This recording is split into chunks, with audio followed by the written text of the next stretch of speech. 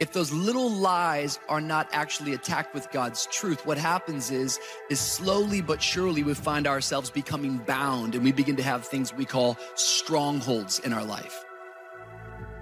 Every person may not treat us right. Our plans may not stay on schedule. There may be some bumps in the road and things that we didn't see coming. If you're only going to enjoy the day if your plans work out, then you're setting yourself up for disappointment. I like what you just said, and you are right, and I had done that. Telling God what to do is not praying, and it's exactly right. We give God our grocery list like he's Instacart. We can talk about making decisions in general, but I want to talk to you specifically tonight about making your own decisions and not allowing other people to make your decisions for you. For some reason in your mind, you associate dysfunction with success. You know to do better, but you don't want to do better. Self-sabotage, self-defeat is real. I woke up with anxiety this morning, not last week, this morning. I'm the motivator. Hear what I say, it would mean something to them that will help them to get on the other side of what they're dealing with. I pointed out that in uncertain times, you don't just drift, you don't just float. Instead, you set short-term goals. You can't set long-range goals when you don't know where the world's going. We've all had that feeling on a Friday night or late on a Saturday where you've made plans, and then all of a sudden, as it gets closer and closer to you needing to get off the couch or to head home from whatever it was that you were doing, and you start to feel this heaviness and this dread in your body. Ideology can blind you to your own stupidity, and that's actually dangerous. So we could take the case of poverty, for example, and I think we could all agree that poverty as such is undesirable. So that's the starting point and the motivation. And then you might say, well, what is poverty? I think more times than not in life, people treat God like a Santa Claus. And then when they don't get the gifts that they thought they were going to get, it's a problem. Like I'm a firm believer that God redirects and maneuvers us when he has us on a mission. Right? And in the redirection, I think true courage is the ability to embrace what we don't understand. You know, a lot of times we only think about our problems and we fail to think about all the good things that God has done in our life.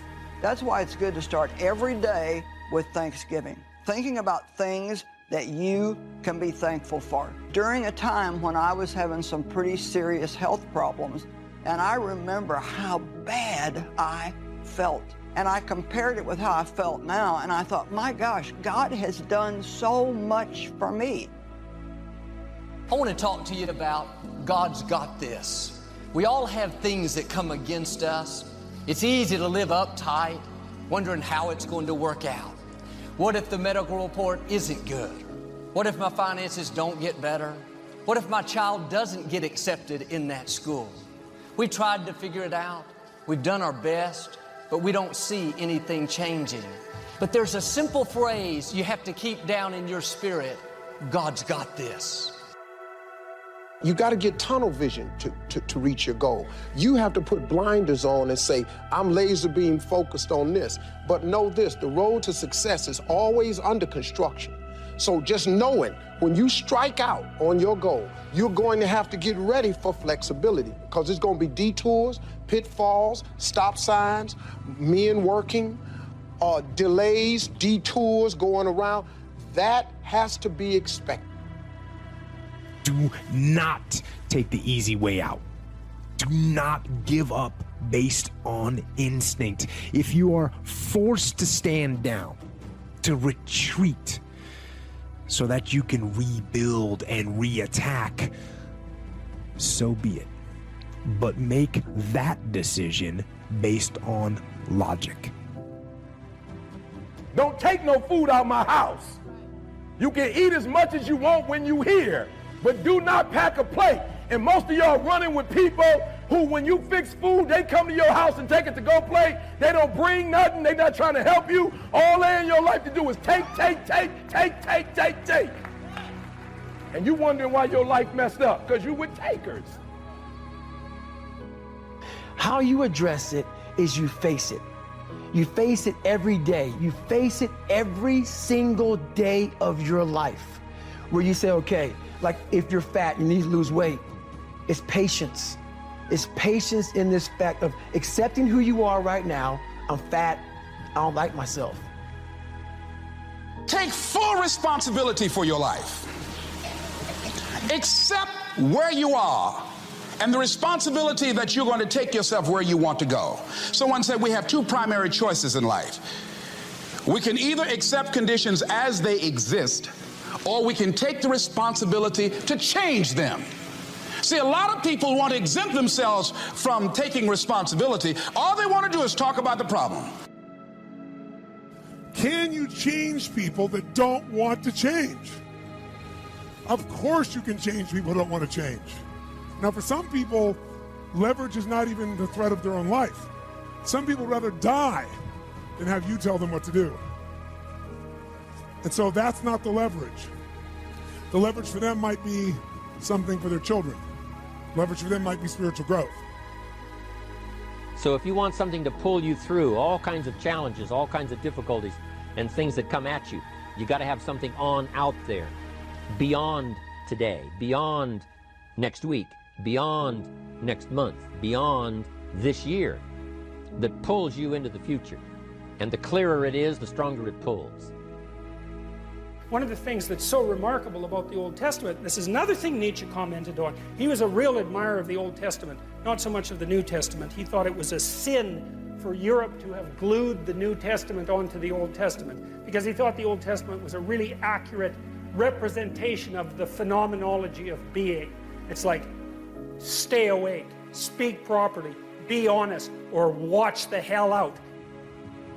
And if they ever saw us for who we are, if they ever saw how stupid we feel, if they ever saw how inexperienced we feel, if they really saw how nervous we really feel, they would kick us out the room.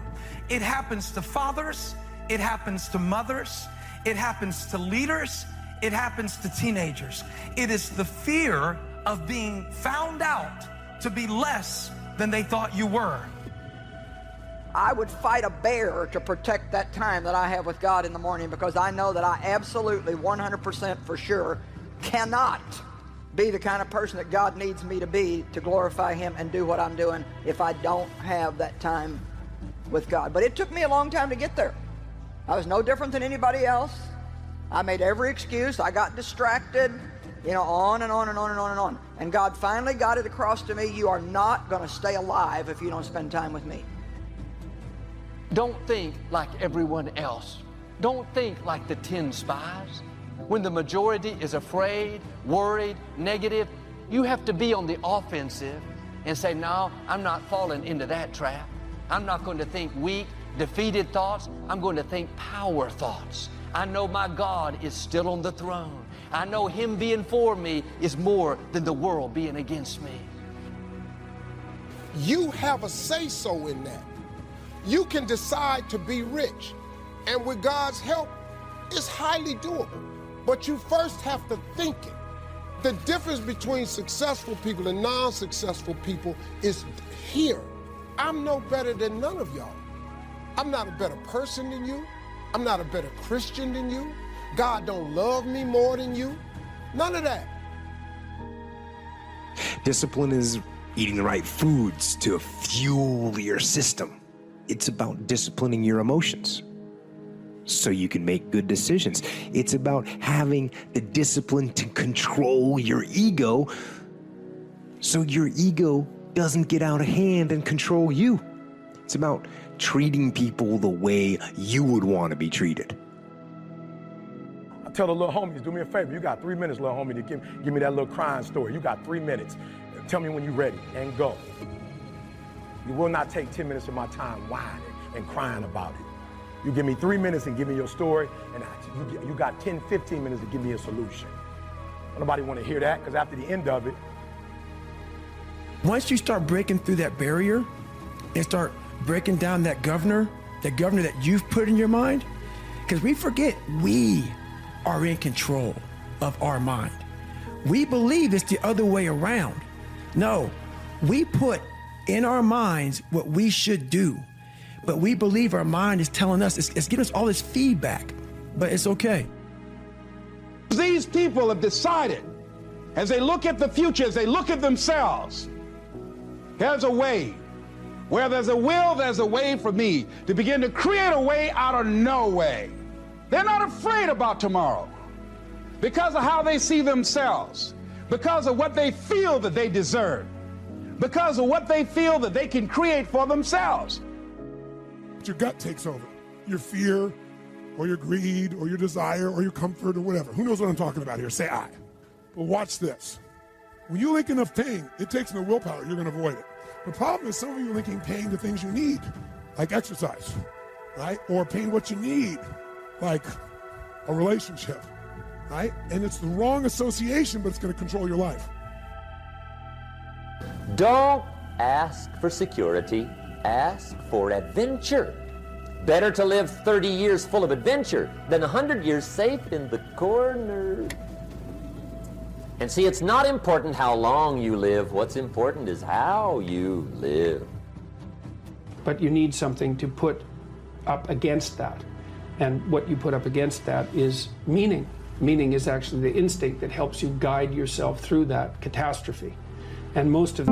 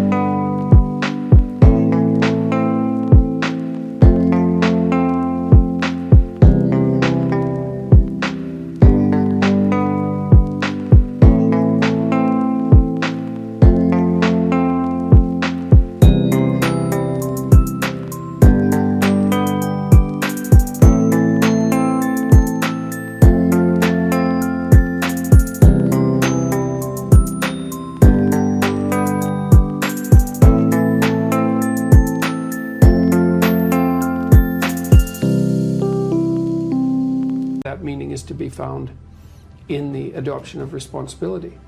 So if you think, for example, if you think about the people that you admire, well, you think about when you have a clear conscience first, because that's a good thing to aim at, which is something different than happiness, right?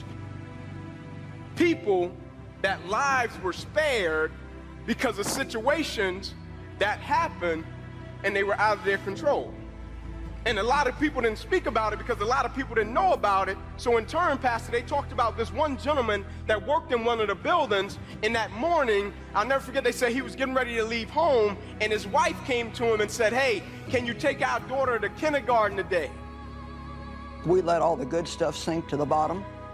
And all we've got on our mind, or you might say the top of our life, is all the problems, the problems, the problems, the problems, the problems. We can have all kinds of problems and yet not be in despair, not be crushed, not be abandoned, not be destroyed. Instead of trying to force it to happen, living uptight, you have to let go and let God. When you turn it over to Him and say, God, I know you've got this. I know you're in control. Not only will you feel the heaviness, the weight lift off of you, but God will make things happen that you couldn't make happen. I used to think that the path to success was going at it alone, because I was always busy priding myself on not asking for help. I was homeless, I didn't want to ask for help. I lived in a car, I didn't want to ask for help. And I almost missed out. I didn't realize how many people were willing to have discussions with me about success. You know, most people that are successful, if you ask them for help, they'll give it to you. I'm talking about principles, advice, And the first step for me is doing that, taking that look to gain some perspective. And then in order to gain perspective, you got to do something that we already talked about. You've got to detach. You've got to detach from the problems or the stress that you're experiencing so that you can get that perspective of them. You got to work from truth, and some of us don't want to deal with truth because it's so difficult. E.T., you dropped out of school. E.T., you grew up in a certain community. In order for you to be able to do what you need to do like a Tony Robbins, there's some things that you don't have in your arsenal that if you can just admit you don't have it in your arsenal, then you can go get it. But until you admit that you don't have it, you'll never be able to do it. So I need you to do me a huge favor. I just need you to be real. And the reason why a lot of y'all don't want to be real, because some of you would rather be in a lie and at least have a lie than not have anything at all. You're all by yourself. I had tons of sticky notes all over my mirror. It wasn't like, be better than John or be as fast as whoever. Okay, David, yesterday you did this. Today, our next goal for the week is this. So I had a year goal, weekly goals, daily goals, hourly goals, and the big goal was I lied a lot growing up. I wanted to be accepted. You can decide that I'm going to live each day as if it were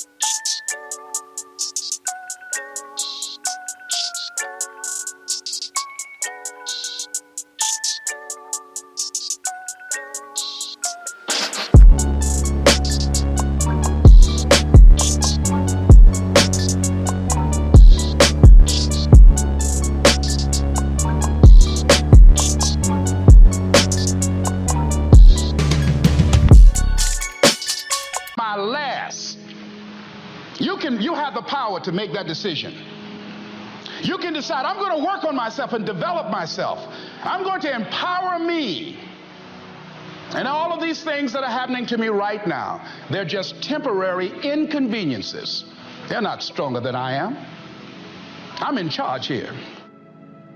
If you have enough leverage and you break someone's pattern enough times, a new pattern will show up. If you're conscious, you can create the new pattern. So the answer is yes. Now then the question would be, Tony, if all it takes is leverage, then why don't most people change?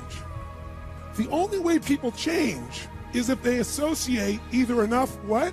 Pain, so they have to change, or they associate changing will equal enough what? And ideally, if you get both, you'll change. You've got to dream. Don't lose your dreams for yourself, for your future, for your family. The dreams of love and enterprise and travel and doing things, becoming something unique on your journey here. Don't lose your dreams. Do some dreaming. If you have any sense, you think, geez, I better be careful and tap myself down a fair bit, because if I get too puffed up, man, something's going to come along and take me out at the knees. And everyone knows that. Pride comes before a fall. It's like, if you have any, that's why it says in the Old Testament that fear of God is the beginning of wisdom. It's like, I have never seen anyone ever get away with anything at all, even once.